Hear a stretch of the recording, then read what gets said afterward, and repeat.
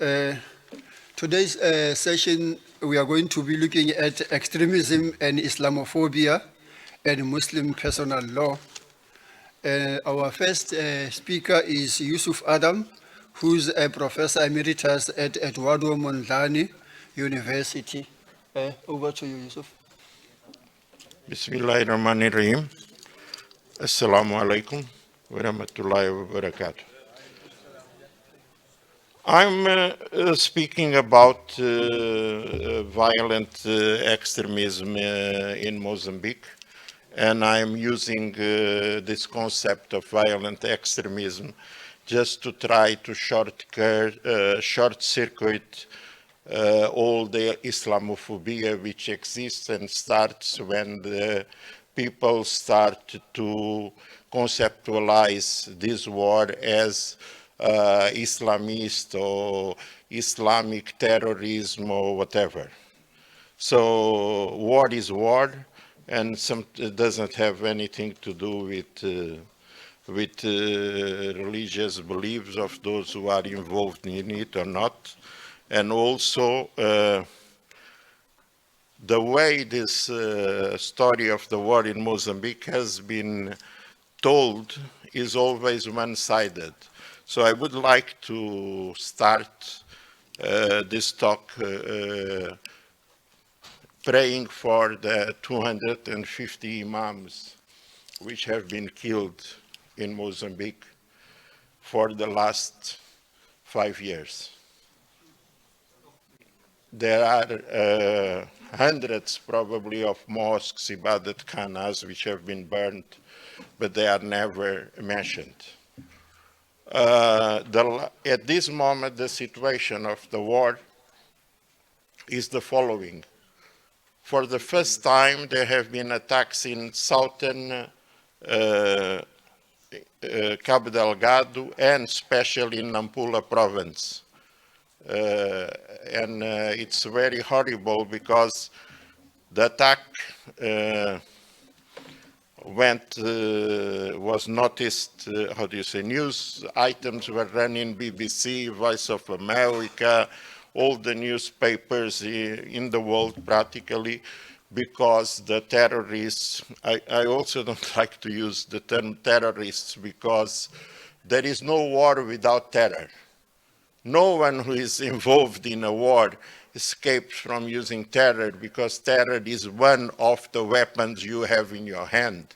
Because if you don't use terror, you don't control the population and even your own army. So what I want to say is that there was an attack to a mission station in a place called Chipene, and a nun was killed. The lady had, she was 86, I think, and she had been working in Mozambique for the last 60 years. She was sick, and she had been working with women and children, which are the most affected by all these policies and bad government and so on. But no one in the press said that before going to the mission station, this group killed Muslims in a neighborhood where they also burned a mosque. We have to be honest and say that the data about this and the persons which spoke about it were the Catholic priests and the Bishop of Nacala, Vera. Don Vera was the person who said clearly that before coming to the mission station, to the Catholic mission station, they destroyed a mosque and all the neighbors, which were practically Muslim, ran away. In 2 days, the Mashababuj, which is the designation given by the local population, were able to, they promoted a huge amount of displacement. There were about 25,000 people displaced in 2 days, you imagine. in a place where there are no roads. You have photographs of trucks full of everything all the families had, and they ran away from this area to Nacala port. Nacala is, everyone knows, it's on the coast, and has been always in the news because it has strategic importance. It is one of the best ports we have in Eastern Africa. You don't have to spend money cleaning the access to the port, etc. The Soviets were interested, the Russians were interested, the Americans were interested, and grace to Allah, till now, no one has had the concession of that port. Say there are no military bases in Mozambique, and there are no foreign military bases in Nacala. So at this moment, what this Mashababuj, and I use the local name the population uses, what they basically are doing is they are conducting a guerrilla war, and as all the guerrilla warfares, you know, sometimes they attack in the north of Cabo Delgado, sometime in the center, sometime in the south. And guerrilla warfare and any type of warfare, as a commander was saying to me, is like a football game. Sometimes we put a goal in our own camp.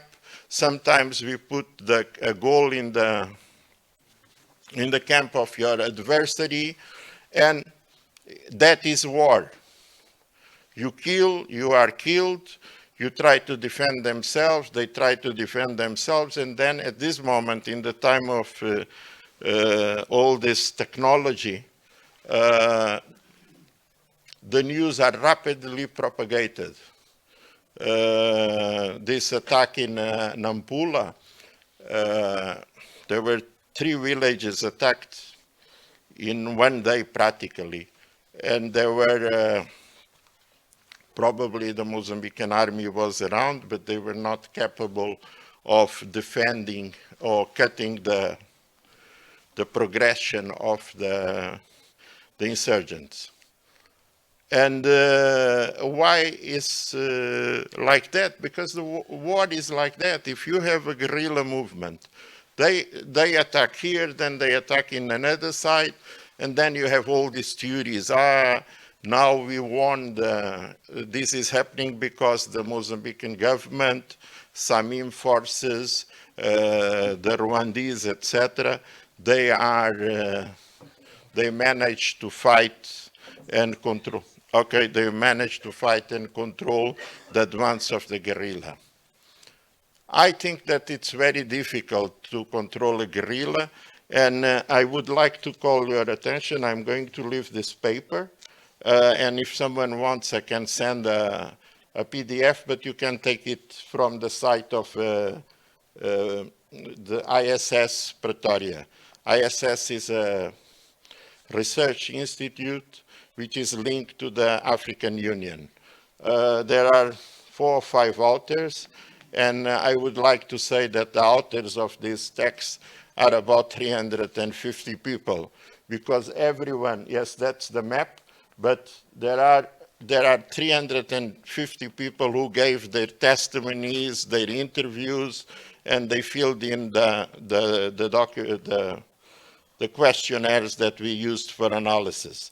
It is an interesting text, and I would really like you to read and comment, and I would like to suggest to the organizers of this conference that we have a webinar to discuss the situation of the war, because what is going on in Mozambique is also linked to what is going on in the Congo, what is going on in Malawi, and in South Africa too. It means that all Southern Africa, the geographical Southern Africa, and the invented political Southern Africa is linked in this war, and we have to explore it well.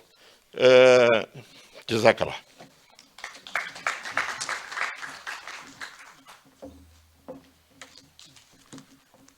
Shukran Yussuf for a very wonderful presentation. I think the key thing that I picked up is his emphasis on the issue of one-sided narratives and the importance of language and discourse in our understanding of what constitutes terror and contestations about what constitutes terror. In some instances, people have said one man's terrorism is another person's freedom fighter. There is also when I looked at all the talks here are referring to non-state actors. There is no emphasis on state terrorism or the socio-economic violence and terror unleashed on the subaltern of the world by the regimes and regiments of neoliberal capitalism, for instance, and so on. So I think it's important for us to ponder or meditate on what he said about the importance of language, of discourse, and contestations about what constitutes terrorism. Our next speaker is Mohamed Natheem Hendricks, who's a senior lecturer at UWC Institute for Post-School Studies, Faculty of Education. Assalamu alaikum wa rahmatullahi wa barakatuh. I think the previous speaker gave me a good platform to start my conversation from.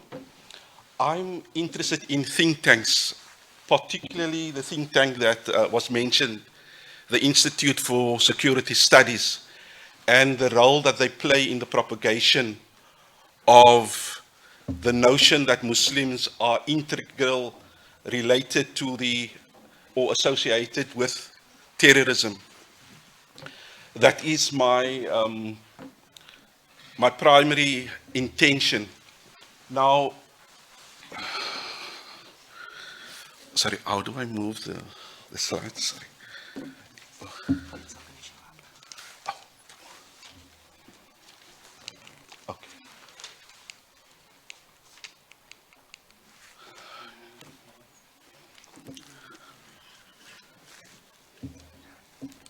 Oh, at the bottom.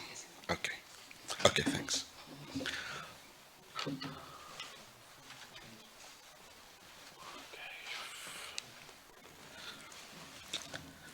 Okay, what I first wanted to show is a few voices of expertise.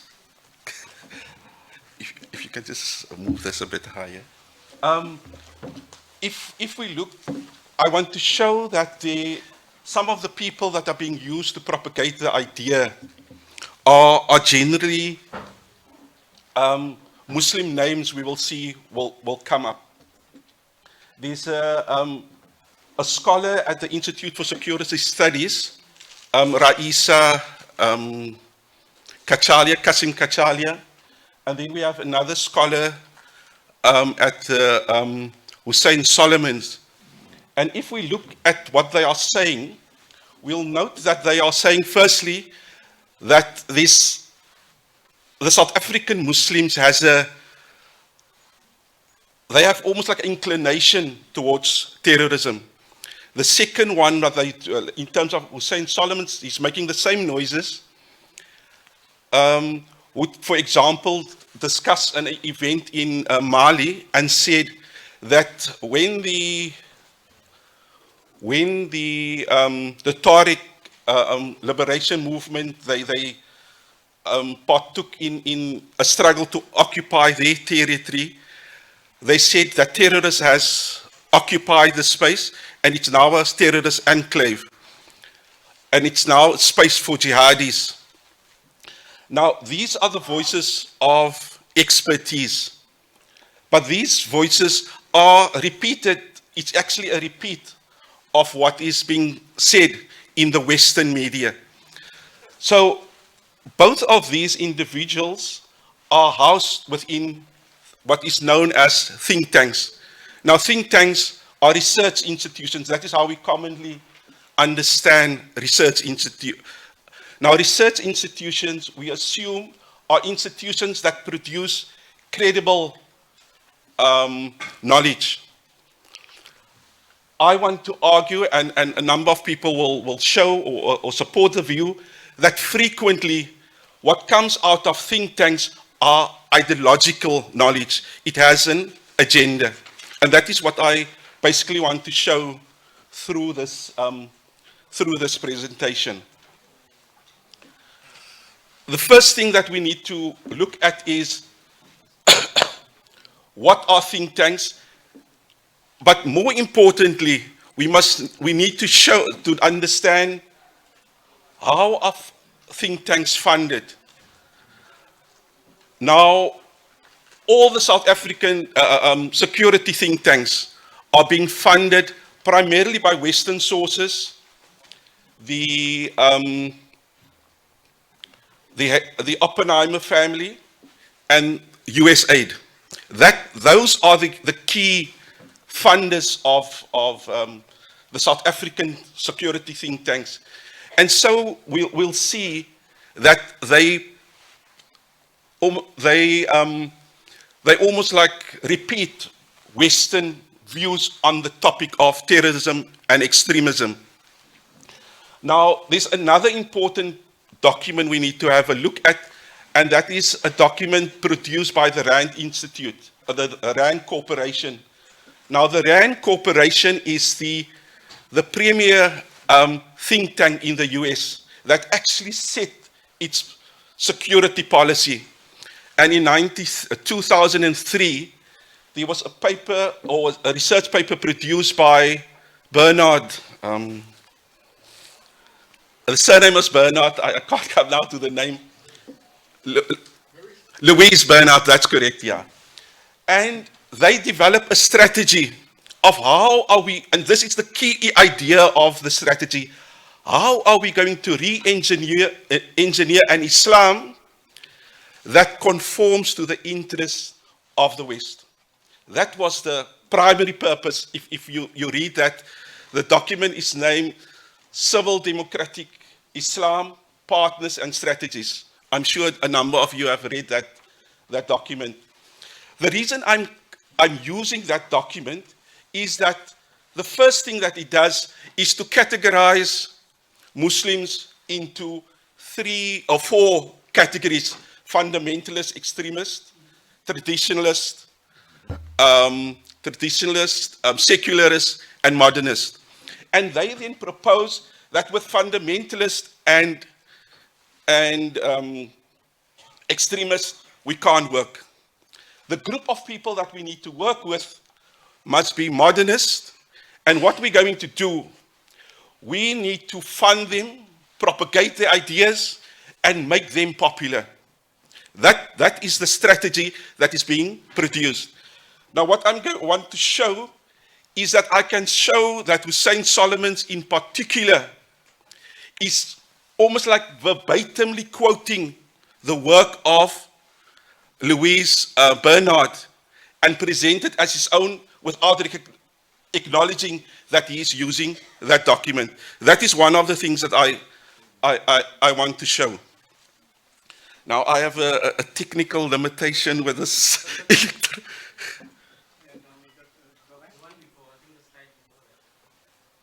Sorry? Yes. No.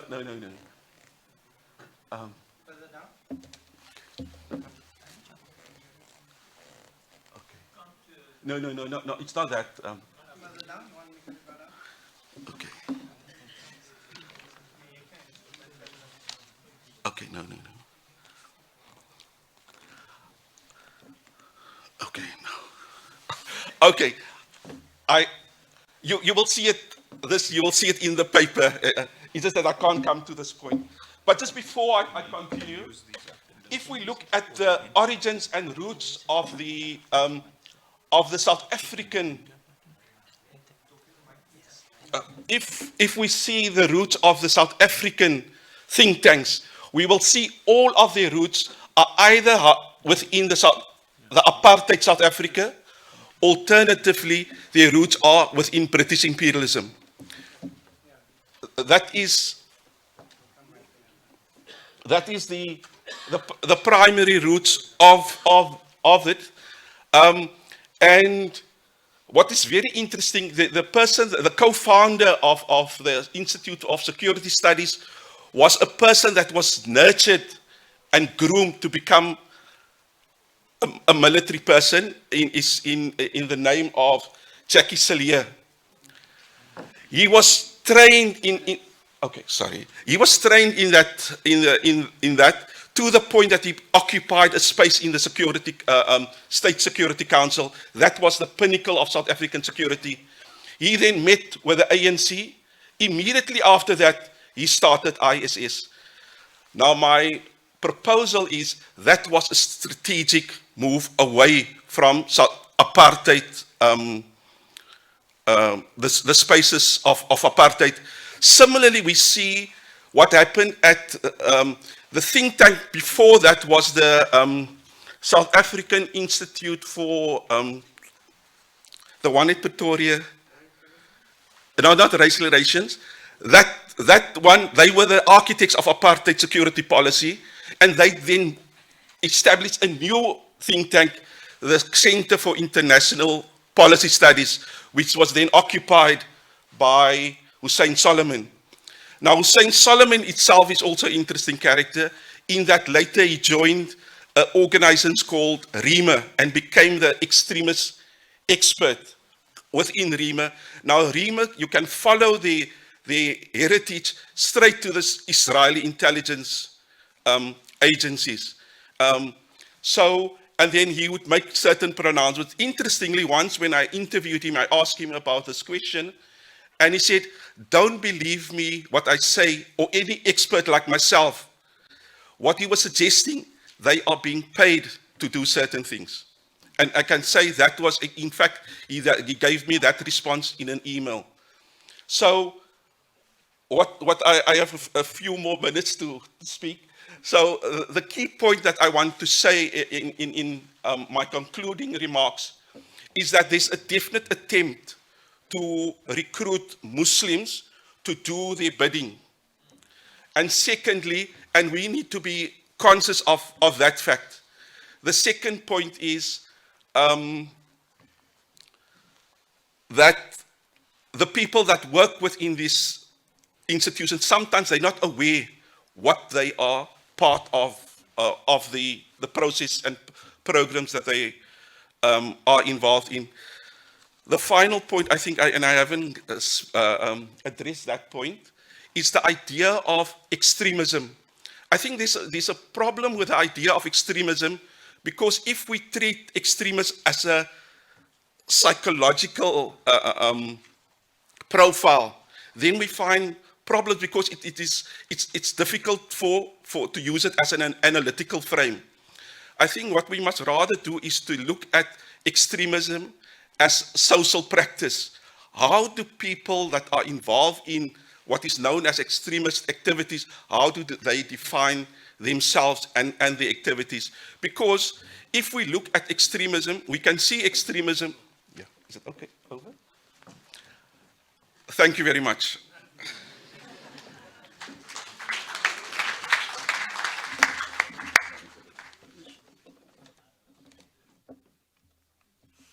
I'm so sorry, and I'm in an awkward position. And that is precisely for this reason that yesterday I was suggesting that I withdraw so that there are only 3 speakers, so that there can be proper engagements. Anyway, shukran, Dr. Hendricks.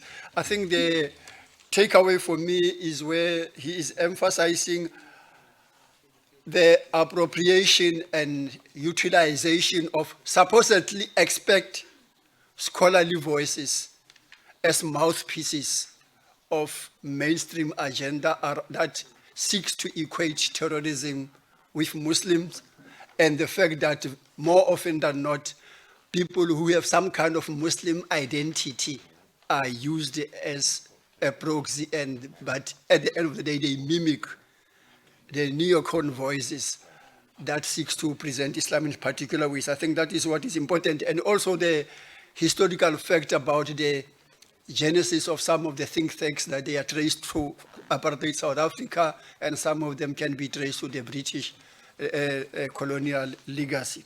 The next speaker is Quraysha Ismail Sooliman, who is a completed her PhD with the Faculty of Law at the University of Pretoria, and currently works as the Program Director, Public Engagement and Science for the Center for Mediation, Public Engagement and Science for the Center of Mediation in Africa at University of Pretoria. Assalamu alaikum, and thank you for this opportunity. So my paper focuses on the manifestations of Islamophobia in South Africa in the context of a nation that has been harmed because of its history of dehumanization.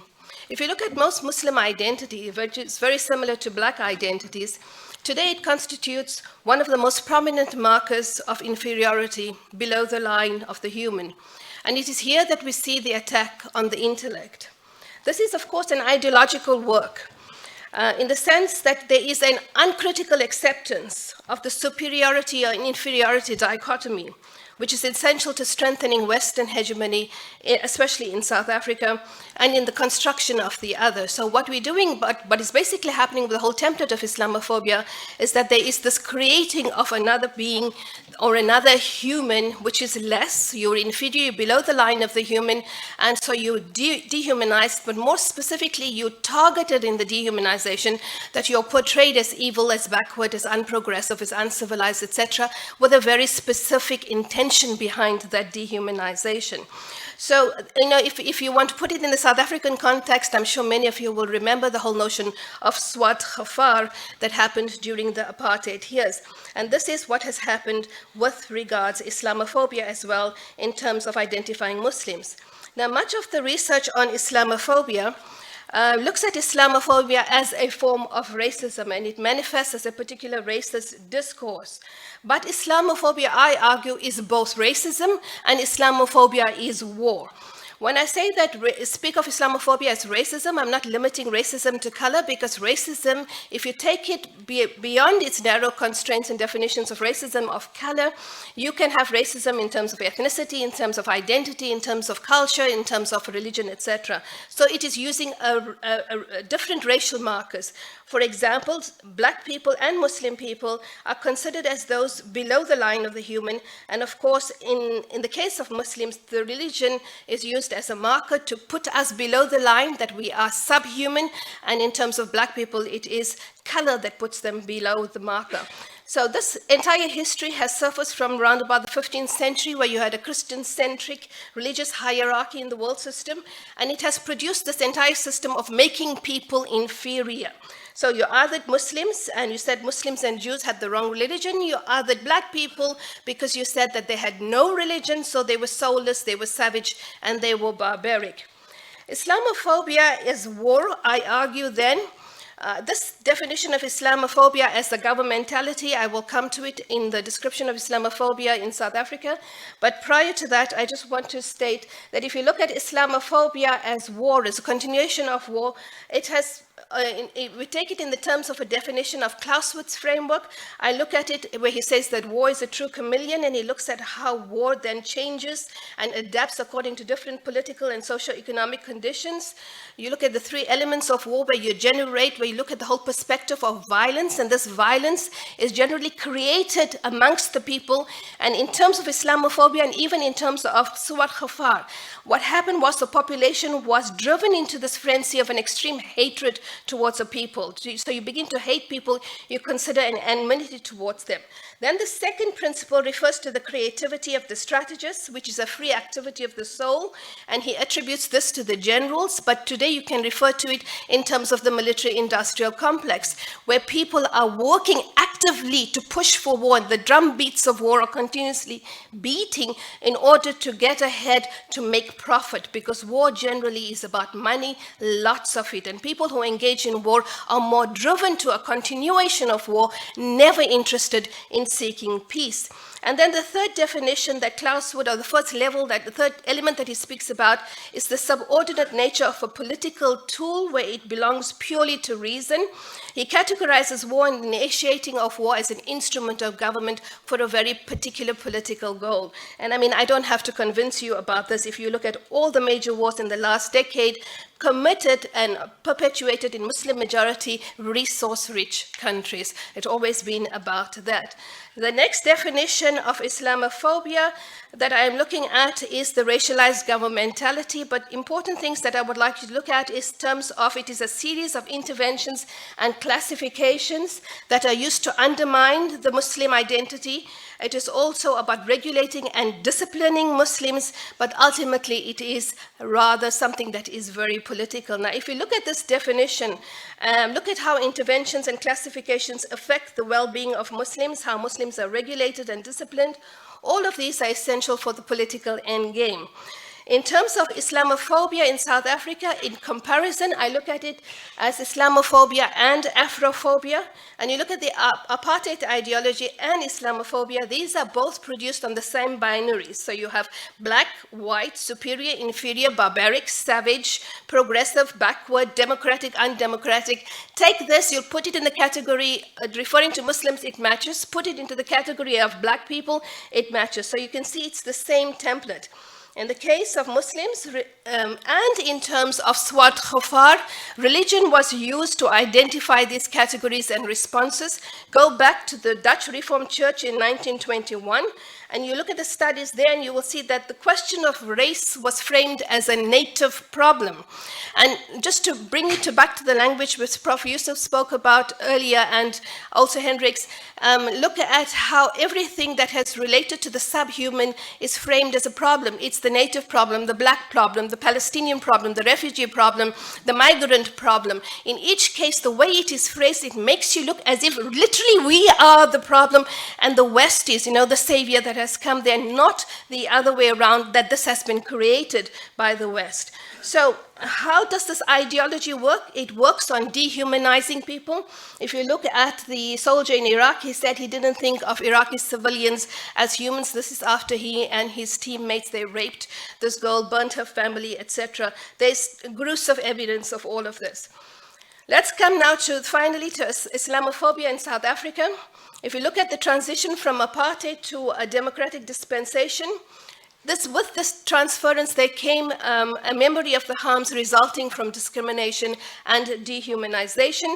For the majority of the black citizens, the Muslim identity has not been engaged with extensively because black people in South Africa still view the white person as the problem. So with the few incidences of Islamophobia, we need to consider as a Muslim community what it means to us and how we are going to address it. There have been many instances, and because of time, I cannot cover all the cases, but let me tell you in terms of education, we see that there has been a shift. So from the time of where Prof. Mabil wrote about this from the University of Pretoria, and the news media did not pick up on her Islamophobic comments, till the time of the issue of the headscarf at one of the Cape schools here, where the principal did not want the young girl to wear a headscarf, but the Department of Education came out and said that no, she will be allowed to wear her headscarf. You see that what is significant in that entire conversation with the school is that the education department said that it is necessary for us to recognize that the school needs to adapt to the religious identity and not that the pupils need to conform to the school. So that was very progressive in that instant. Okay. With regards to the wearing, the University of Pretoria and tux recently, that has happened just in the last 2 months, where it unilaterally decided to take away the Muslim prayer room. The students, we objected to this and we made a big fuss about it. We brought it out into the media, and now the university is consulting what the students. The whole thing about it is the way and the manner in which it is done, as if Muslims do not matter. The Muslim prayer does not matter, yet ironically, it is the one prayer facility that is most used on every single campus. None of the other prayer facilities are used as much as the Muslim prayer room, but when they need an extra room, they will target the Muslim prayer room first. Okay, with regards to the issue of the headscarf in South Africa, you see with the major from SANDF and from the different institutions, with the Home Office, etc., all of them have reversed. And finally, I need to touch just on the gun regulations and to say that although the gun regulations where the Muslim women have been denied their guns, there's a history of gun regulations which has been used to oppress the black population in South Africa. So if you go right back to the way in which guns were used to, taken away from the black population to deny them agency and citizenship, the same thing is now being done to Muslims in South Africa. And very important, tomorrow is the Supreme Court hearing about the azan, which was banned by the judge in Durban. And immediately after the Alori case was formalized in Durban, the attacks were made on Nurul Huda Mosque and Zinatul Islam Mosque here in Cape Town. Complaints were put in about the loud azan. So what we get tomorrow from the ruling in the Supreme Court is very important for us to look out for. And what we get in terms of the decision that comes forth with regards, Muslim women being denied gun licenses in South Africa because of them wearing a headscarf. These are two important issues that we need to focus on. Ultimately, what we as the Muslim community does is very important. It will contribute to the outcomes, and we've seen this in the UKZN riots, we saw it during COVID-19, and we certainly saw it in the Naisna fires, where Muslims came forward and made an impact. For us to turn the tide of Islamophobia in the country, we need to continue on this path, and we need to be visible, engaging as citizen to citizen, not as a Muslim coming down to help everybody else. Okay, thank you.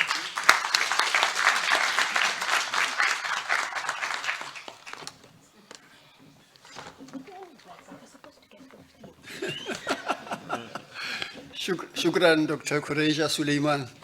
Her emphasis on the relationship between the Swart Khafar or Black Peril and Islamophobia makes me to remember the reflections of W. Du Bois that says the problem that the black people are faced with in the 19th century is a philosophical problem of being perceived as a problem rather than as people who are faced with the problem of being othered. And then she emphasizes the issue of the internalization of inferiority complex on the part of the marginalized and the internalization of superiority complex on the part of the beneficiaries of the ideology of supremacism. And also she emphasizes that Islamophobia is an ideological war that seeks to present the othered as a problem rather than as people who are faced with the problem of being othered and objectified. I think those are things that I picked up. The next speaker is Dr. Muneer Abduroaf, who is a senior lecturer at UWC Faculty of Law, and is also a member of the Muslim Judiciary Council and serves at its Fatwa committee.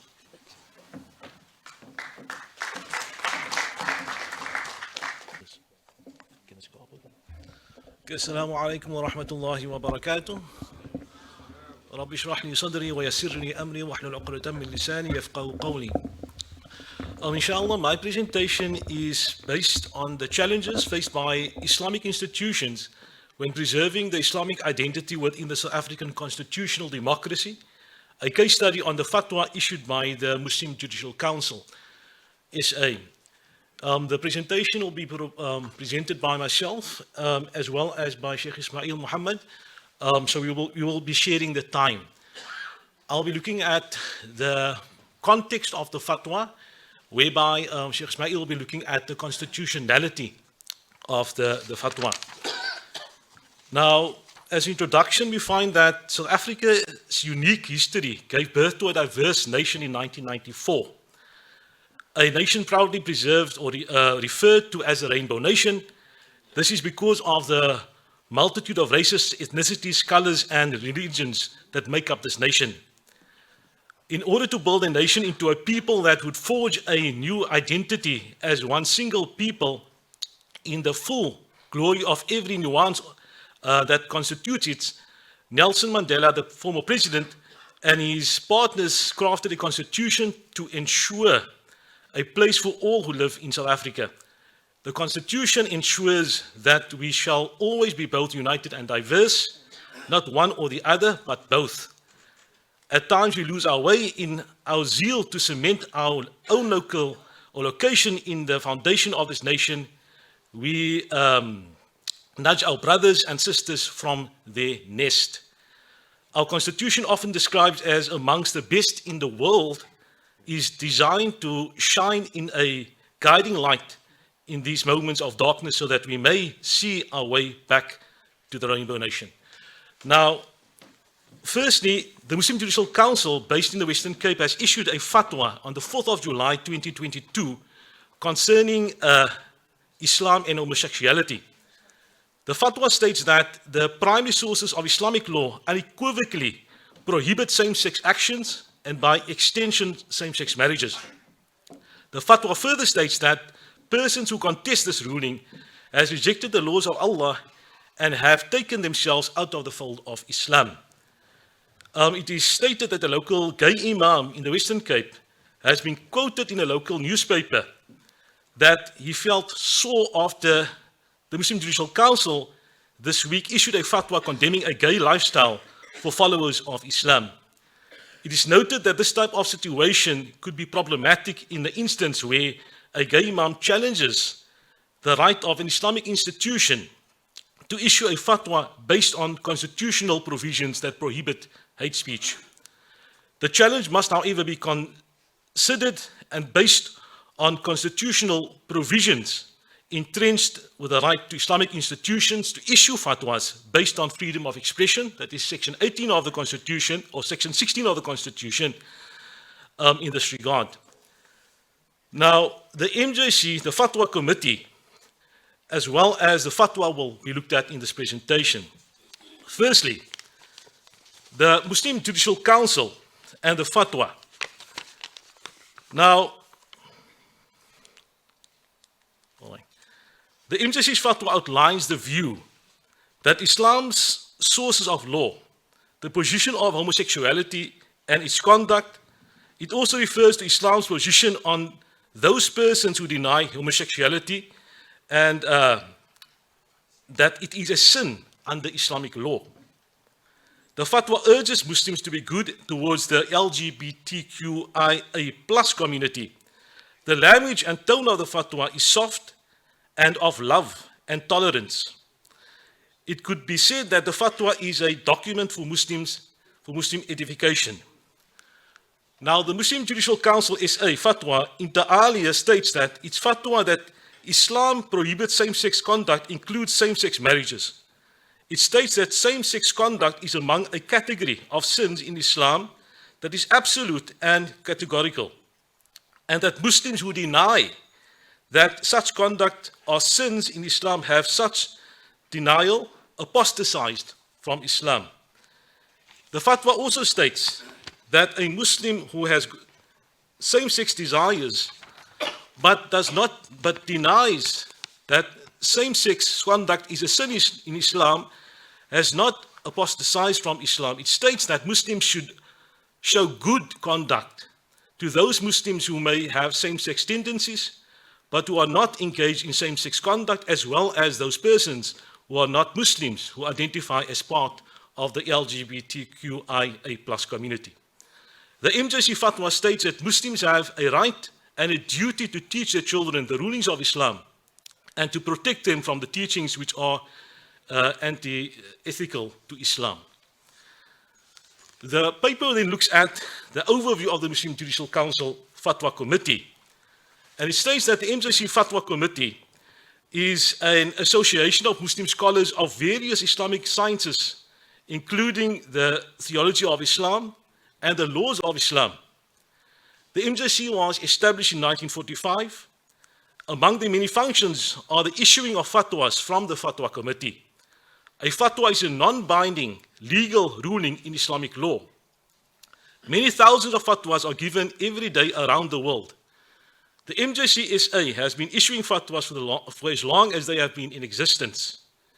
The subject of the fatwa could range from legally proper fatwas concerning salah, let's pray, or euthanasia, or dealing in cryptocurrencies and all of those aspects. Now, the MJC fatwas are mainly directed to Muslims in Cape Town, where it is based, but due to the fact that the fatwas are primarily issued in accordance with the Shafi'i madhab, they do find application in the wider Shafi'i audience. Now, finally, before I hand over to Sheikh Ismail, I then look, and the paper refers to the context in which the MJC fatwa was issued.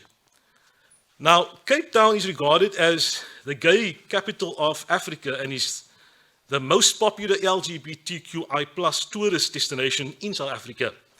Every year, Cape Town hosts the Cape Town Pride Festival, the Mother City Queer Project, and out in Africa, South Africa Gay and Lesbian Film Festival. Besides the attraction of the white sandy beaches and the mild climate, Cape Town's popularity as a LGBTQIA+ destination is also due to its strong culture and culture of tolerance.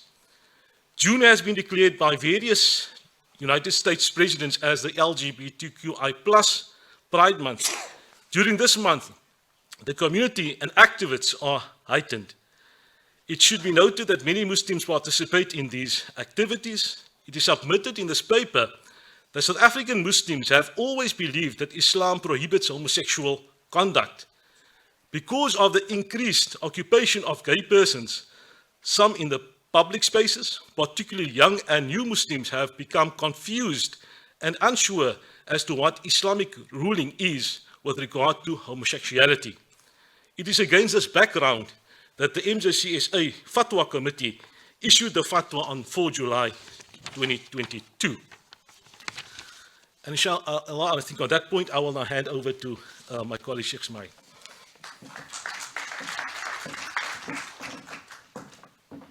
We've got only 2 minutes.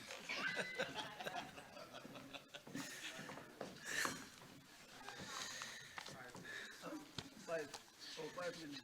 Alhamdulillah wa salatu wa salamu ala Rasulillah wa ala alihi wa ashabihi wa man wala. Assalamu alaikum wa rahmatullahi wa barakatuh. I will discuss 4 questions. The first thing is the meaning of freedom of religion according to our constitution, whether or not South African law considered it reasonable for the MJC to consider homosexual conduct as a sin in Islam, whether the MJC can excommunicate members, and whether or not the fatwa amounts to hate speech. I'm not sure whether the hate speech will make it in time, but that's actually the most important part of the paper. So Section 15 of the Constitution says that everyone has a right to freedom of religion. It says more than that, but for our context, freedom of religion. So the Constitutional Court has defined this right as the right to entertain such religious beliefs as a person chooses, the right to declare religious beliefs openly and without hindrance or reprisal, and the right to manifest religious belief by worship and practice, or by teaching and dissemination. This is what the fatwa did, exactly that. So the court also said that freedom of religion means more than this. In particular, it stressed that freedom implies an absence of coercion or constraint, and freedom of religion may be impaired by measures that force people to act or refrain from acting in a manner contrary to their religious beliefs. Regarding reasonableness and excommunication, in the case that is commonly known as the Ahmadiyya case, the MJC believed that if a person believes that it's okay to be an Ahmadi and you are still a Muslim, such a person has, by that belief, put himself out of the fold of Islam, and they issued a fatwa against Mr. Jassim, or Imam Jassim, or Sheikh Jassim. Mr. Jassim took the matter to court. This is how the court responded.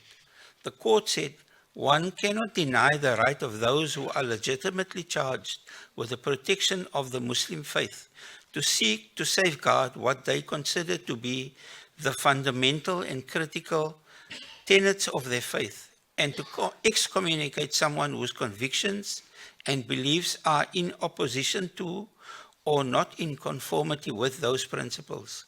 It would therefore be inappropriate for us, that means for the court, to measure by conventional judicial standards fairness or justifiability of declaring murtad a person who persists in adopting a neutral attitude towards Ahmadis. In the case here of the word Ahmadi, we can say LGBTQIA plus persons. Because he believes that the Quran enjoins, this is what the court said, no? Because he believes the Quran enjoins that a person who is to all outward appearances a professing Muslims may not be debarred from attendance at a mosque, and that the sincerity of such a person's professed faith is a matter between him and Allah. So this is South African law's attitude towards this type of what the MCC did. I'm not going to go to the next case. Let me go over to hate speech. So we understand that the law says that the MCC has a right to believe as they do, and it's reasonable for them to believe that. We also heard that Section 16 of the Constitution says that everyone has a right to freedom of expression. So by those two standards, we might believe that therefore the fatwa of the MCC is protected. Let's see. Section 16 of the Constitution also says that freedom of expression does not extend to incitement to imminent violence or advocacy of hatred that is based on gender and that constitutes incitement to cause harm. The Equality Act says, the proper name is the Pepuda Act,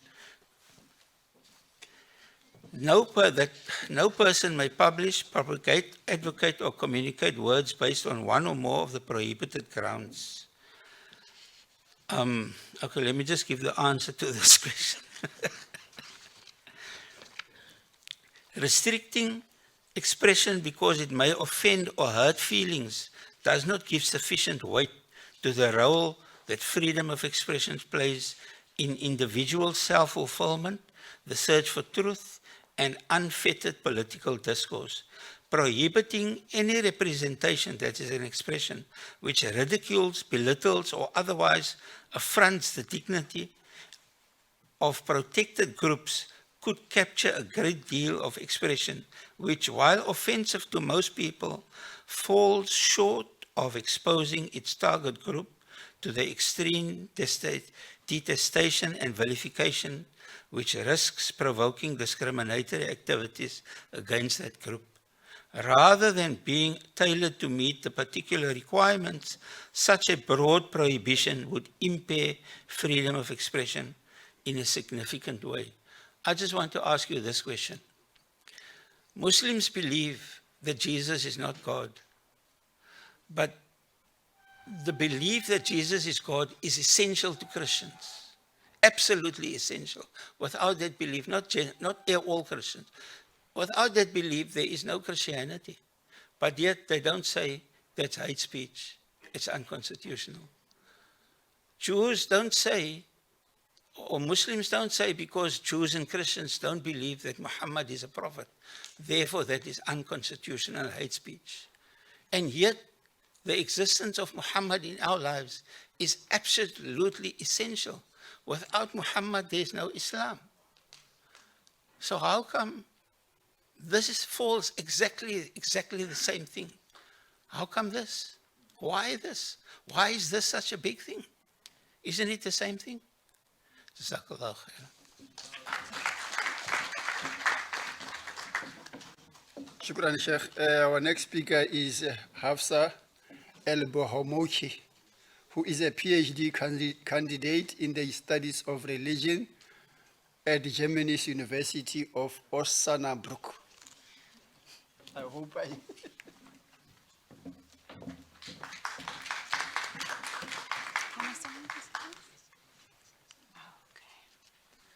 Assalamu alaikum wa rahmatullahi wa barakatuh. Bismillah ar-Rahman ar-Rahim. Thank you very much for the opportunity to present at this wonderful conference on the very last day, closing the panel. Today's presentation is part of my PhD, as the colleague just said, which is an empirical study. I try to understand how the MJC establishes authority through Islamic law practices, mainly through fatwa in the Muslim community of South Africa. So the shuyukh before already introduced my topic, made it easier for me. So besides the fact that the discussion that was going on now, fatwa are often reduced to their legal implications regarding a religious demand. And the discussion in the before me now showed that this is a narrow view on fatwa, because indeed they contain much more information that shed light on current social and political discourses. And another very striking example of social relevance was the COVID-19 pandemic, which posed various challenges to society, as we all experienced. For Muslim organizations, it also entailed a balancing act between societal and religious obligations, mostly notably concerning the closure of mosques during the lockdown. The MJC played a leading role in that regard, as you probably know better than me. So acknowledging the fact that the MJC credits itself with being the most representative and influential Muslim organization that guides Muslims in South Africa, the question arises as to how they manage to present a trustworthy scholarship that puts the guidance of the community first. In order to answer that question, as you can see on the slide, I want to take a short recourse to the founding paradigms on which the MJC is built upon. Subsequently, I will explain very basic principles of generating fatwa. And finally, I want to show how the published fatwa provide insight into how the MJC dealt with the COVID-19 pandemic. The MJC Council's rooting in the Muslim community can be traced back to its foundation. As Sheikh Dr. Abduroaf mentioned, the MJC was founded in 1944 by the medical doctor, Dr. Abduroaf Abrahams, together with other well-disposed individuals. The establishment of the MJC created a common ground for the community scholars and imams. Joining different types of scholars, from trained theologians to imams who had basic training, made the MJC a long-lasting community organization with a unique character. Imams who run their mosques and are members of the MJC still create the bridge between the Muslim individual and the theological expertise. The current organizational structure of the MJC has evolved over decades. In the founding phase and until 40 years ago, the MJC did not have the regular office of a mufti. Instead, the MJC saw itself collectively as the qadi of the community. Only recently, the qadi and the mufti have been equipped with a portfolio for this particular position. The reason lies in the obvious different areas of responsibility between the qadi and the mufti. The qadi is nowadays mainly responsible for observing the weekly Sharia court, while the mufti is responsible for answering legal questions. This brings us to the next question of the mufti's actual scope of responsibility from an Islamic law perspective. So the word fatwa refers to the legal ruling given by a jurist, who is a mufti, to a person seeking advice called mustafti. This mustafti poses a question to the mufti, and the answer to the question is called a legal fatwa. Also mentioned earlier, the fatwa is only an expert information that interprets the judgment of God on a particular issue. Thus, it is not binding. What is binding is the qada, which enforces a legitimizing authority. While the qada mainly deals with financial transactions, fatwa deals with orthopraxy, exegesis, theological doctrines, spiritual practices, political issues, and public morality, as well as etiquette. To be able to give a legal ruling, the mufti, like the faqih, must complete a course of training in jurisprudence, focusing generally on one madhab. The Adab al-Mufti literature further points out necessary conduct concerning the execution of iftar. One premise is the principle of facilitation. In Arabic, it is taysir, which obliges the mufti to give the questioner a feasible answer, adequate for his circumstances, and without implying unnecessary complication. Keeping in mind the MJC's foundational structure, as well as the mufti's scope of action, let us shift the focus to the application of fatwa regarding COVID-19. So on 11th of March, the MJC 2020, the MJC convened a panel consisting of the president, his deputies, and members of the Fatwa Board to discuss COVID-19. They consulted with the Islamic Medical Association of South Africa and Path Care on the situation and published their first directive on the 16th of March 2020. 10 further documents followed in the period from March to December 2020. These documents are united by their normative character and are understood as a fatwa. The majority of those fatwa deal with the opening and closing of the masjid during the respective stage of lockdown. The first fatwa published provides information on which Islamic law obligations are prioritized. It shows a flexible application of these obligations according to the current state of emergency. For example, the regulation of the minimum number of 40 males attending Friday prayers. This majority opinion in Shafi'i fiqh was reduced to 4, meaning 1 imam and 3 followers, with reference to the jurists Al-Muzani, Ibn al-Mundhir, and Suyuti. By applying a position that differs from the majority, the fatwa prioritizes the fulfillment of one's duty over acting according to the majority opinion in the madhab. The principle of taysir is hereby applied. Otherwise, it would have always been necessary to organize 40 people for each Friday prayer. 2 days later, the MJC revised the earlier fatwa and stipulated the suspension of Friday prayers and the restriction of all daily prayers. The fatwa articulates that all actions formulated by the MJC stem from a genuine concern for the community and are not a matter of following government protocols. The MJC seems to be aware that this approach is not shared by different Muslim communities in South Africa. Therefore, the final appeal explicitly asks, quote, not to engage in disputes, bickering, and name-calling, unquote. Linking social behavior to the metaphysical dimension of religious belief reinforces their argument. 2 months later, the MJC discussed the reopening of mosques. The background is the government's permission to open religious sites, which they critically evaluated in the light of current infection figures. The MJC urges caution in reopening the mosques. Clearly, quote, the preservation of life takes precedence over the opening of masajid, unquote. In this fatwa, the MJC emphasizes for the first time, with reference to classical sources of Islamic law, that the current state of affairs is a valid reason to suspend worship in the mosque, thus emphasizing that the directives for actions are not disproportionate. Another point of interest is the call to prayer during the pandemic. The adhan functioned as a symbolic reminder in times of isolation. Therefore, the MJC has been able to maintain the adhan in cooperation with local authorities. I would like to conclude with 3 key points.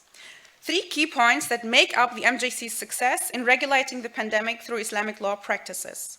First, the MJC as a community-based organization and a broad-based membership. Therein lies one of the reasons for the strong resonance and acceptance for the MJC's authority. A dual authority is established here. The MJC as the preserver of Islamic legal tradition and a Cape tradition of communal Islam. Second, the flexible application of Islamic law provisions. The guiding motive in each fatwa is the balancing act between enabling public worship and containing the infection. The implementation of taysir in reducing the necessary number of people for the Friday prayer shows the recourse to alternative legal opinions. Third, and lastly, the preservation of spiritual values in times of pandemic.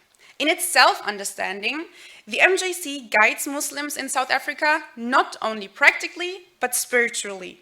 The constant reference to the spiritual dimension of the respective decision and the call for ethical conduct with one another are indicators of a holistic understanding in dealing with crises. To conclude, it may be said that the MJC dealt with the pandemic in a Sharia-compliant and proactive manner without having to rely on government protocols. This has led to an autonomous and self-determined way of coping with the pandemic. Shukran.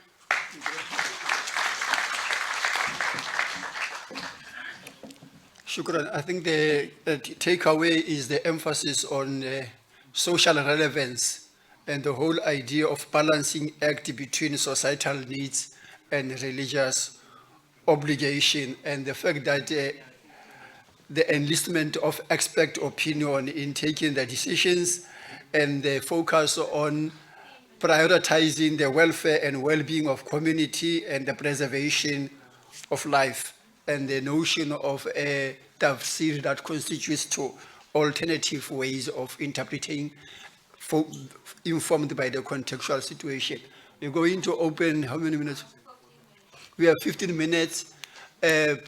We'll expect the questions to be straightforward, the comments to be short and direct.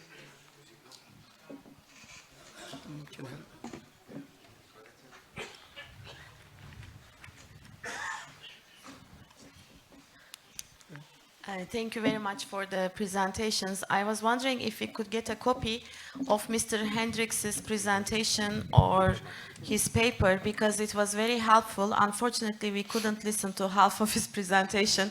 It was brutally cut off.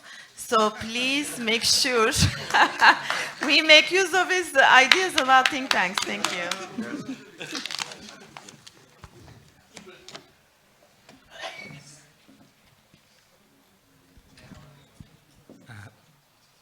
Assalamu alaikum. This is a question for Sheikh Muneer.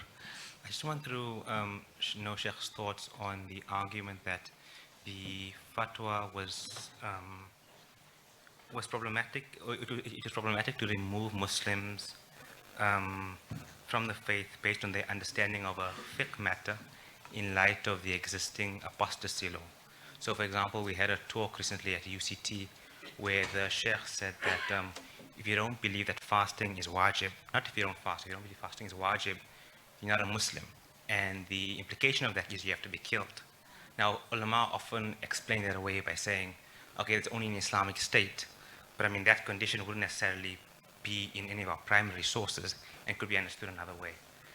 So just to know Sheikh's thoughts in light of our apostasy law on a fiqh matter, why is it maybe wise to remove people from the faith? So, Sheikh, want to respond? Okay, shukran for that question. Obviously, we're looking at the current context in South Africa, right? We have the right to freedom of religion. And I think with regard to the MJC's fatwa, it must be clearly stated that this is in terms of the interpretation, in terms of the Muslim Judicial Council. Right, because we also stated that there is even a gay imam that is also stating a different interpretation. So the main question which we looked at within the constitutional context was that is it allowed to then give over in the form of a fatwa the interpretation as to how they deem what is allowed and not allowed within the Islamic domain. As far as the killing and all of those things, I would think that falls also what was stated, the difference between a fatwa and qada on that issue, right? And that was not dealt with within the fatwa pertaining to a specific individual. I hope that answers your question. Shukran.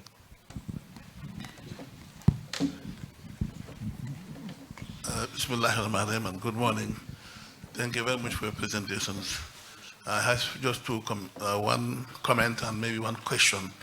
The comment is on the presentation by Dr. What's the name again? It's a very good paper you made on the issue that you raised regarding inferiority complex. I think Muslims, particularly the du'at and preachers, should make our people understand the value of being a Muslim. Because the person treating you as inferior person would want you to accept that yes, you are inferior.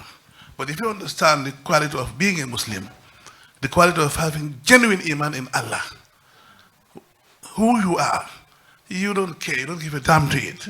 Al-Quran says, وَلَا تَهِنُوا وَلَا تَحْزَنُوا وَأَنْتُمُ الْأَعْلَوْنَ بِشَرْطٍ إِن كُنتُم مُؤْمِنِينَ. This is the Quran al-Karim.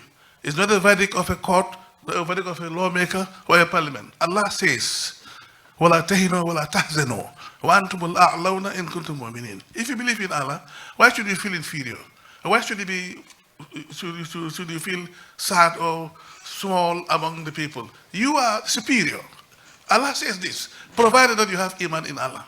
So that is why we need to make our people understand who they are, if they are genuine believers in Allah. There is no problem. Let them treat you as inferior. You don't care because you know that you are not inferior. You know that you are superior. The other thing is, I don't understand, Sheikh, is it Mohamed Muneer? Ismail? Is the court here, has the court declared that that our Islam stands to same-sex marriage is hate speech?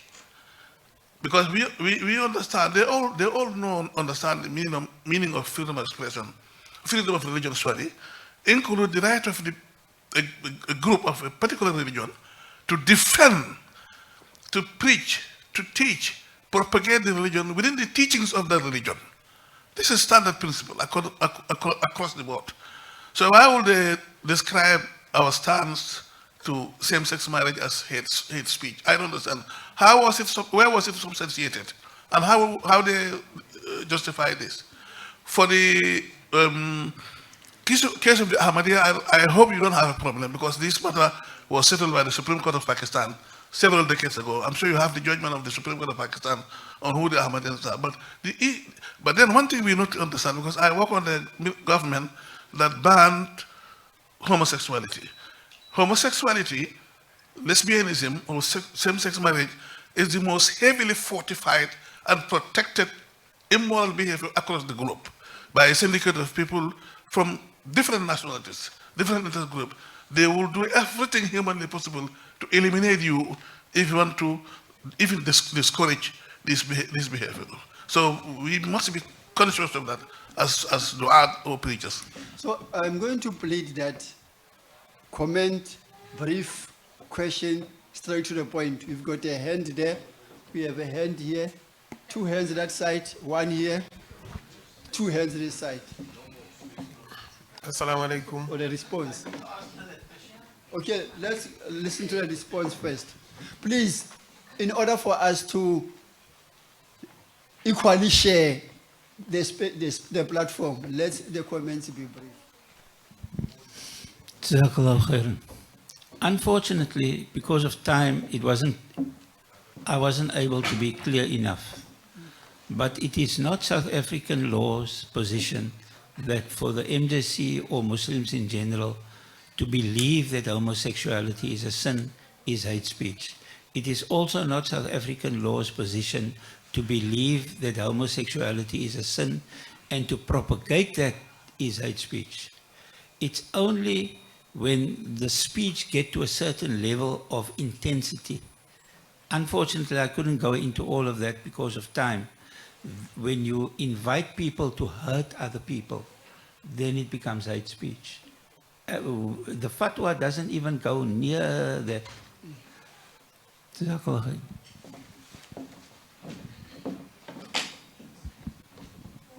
Okay, assalamu alaikum.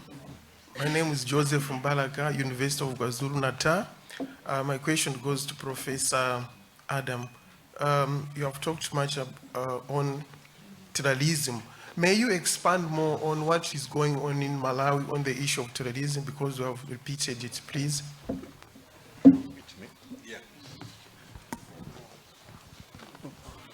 Jazakallah for the question. It's very difficult to see because of the light.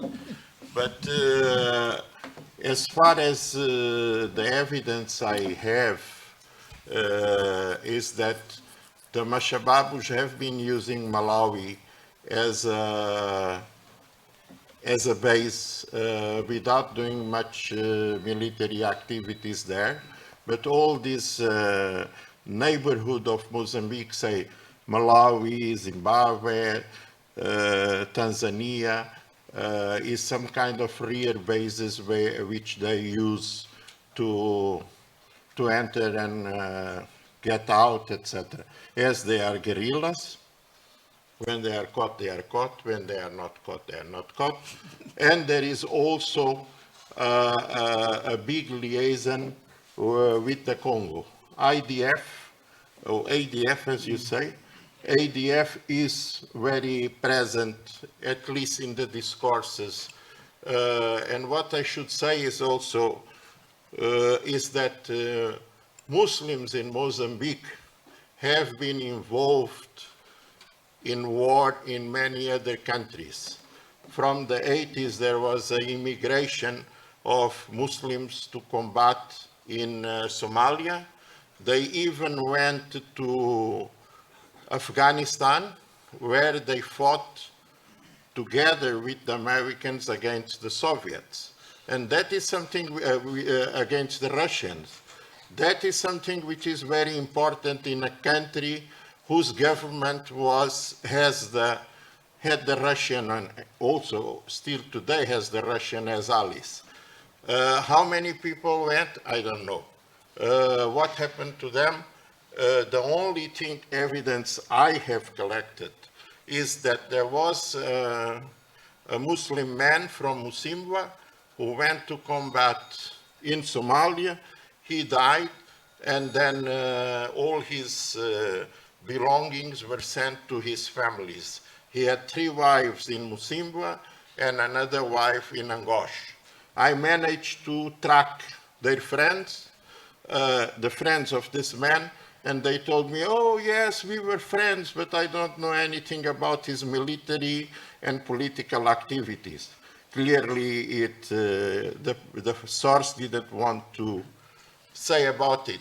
But it is a large group of people who have left Mozambique and to struggle for Islam as they perceived it in many places in the world.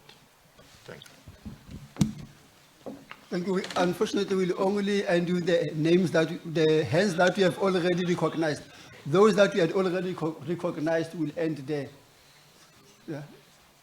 We have recognized you, but we will not take more hands beyond that. Assalamu alaikum wa rahmatullahi ta'ala wa barakatuh. My question to Sheikh Abduroaf, and the sister was talking about fatwa and MGC. My question is about the sexuality education that UNA want to integrate it in the school. So what is the role of MGC and other Islamic organizations in South Africa to give alternative plan for that? Because last year or the year before we heard some noise about it from the Catholic schools, but we didn't hear anything from our leaders and what is their plan. And Jazakallah khair. Thank you. My question is to Quraysha. So if Islamophobia is a form of war, do we go into battle mode? And what is our battle strategy? Shukran.